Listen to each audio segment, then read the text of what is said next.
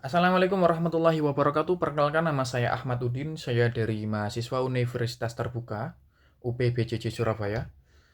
Eh, Pada kesempatan kali ini saya akan membuat video untuk tugas mata kuliah logika untuk menjelaskan tentang term itu terbagi menjadi banyak jenis, dan saya akan menyebutkan 3 jenis tersebut beserta contohnya.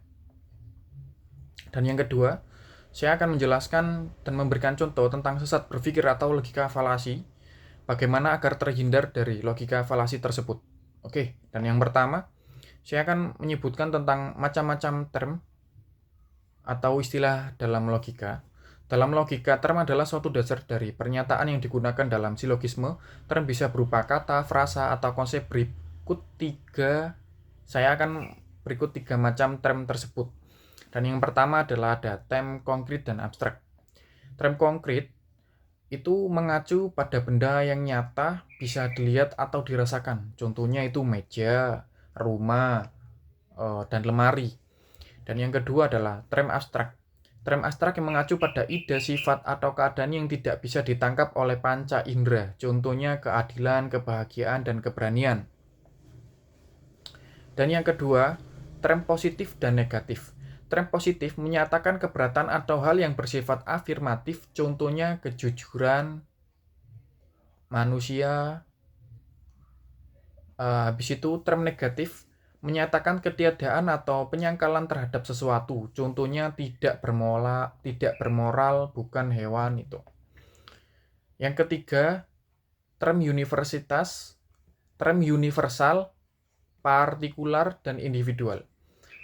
Term universal mengacu pada seluruh anggota kelompok tertentu, contohnya semua manusia, setiap pohon, itu universal. Term partikular mengacu pada sebagian dari kelompok, contoh beberapa siswa, sebagian negara. Term individual mengacu pada suatu individu atau entitas spesifik, contohnya Skoroates, Indonesia, saya, itu term individual. Yang kedua, saya menjelaskan tentang logika falasi atau sesat berpikir. Pengertian sesat berpikir adalah kesalahan dalam penalaran yang terlihat logis di permukaan tetapi sebenarnya keliru. Contohnya logika falasi adalah ad hominem. Penjelasan menyerang pribadi lawan bukan argumennya. Menyerang pribadi lawan bukan argumennya. Contohnya, kita tidak perlu mendengarkan pendapat Andi tentang kebersihan lingkungan karena dia sendiri malas membersihkan rumahnya. Mengapa salah? Karena argumen tersebut dinilai berdasarkan kebenaran isinya, bukan siapa yang mengatakannya.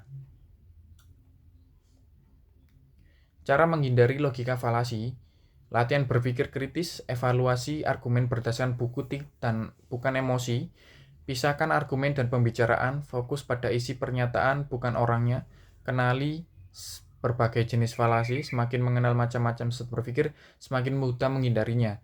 Menggunakan logika formal, pahami dasar-dasar logika seperti premis, konkulis, dan validasi argumen.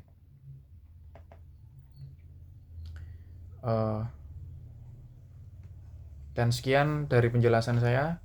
Ada kurang lebihnya,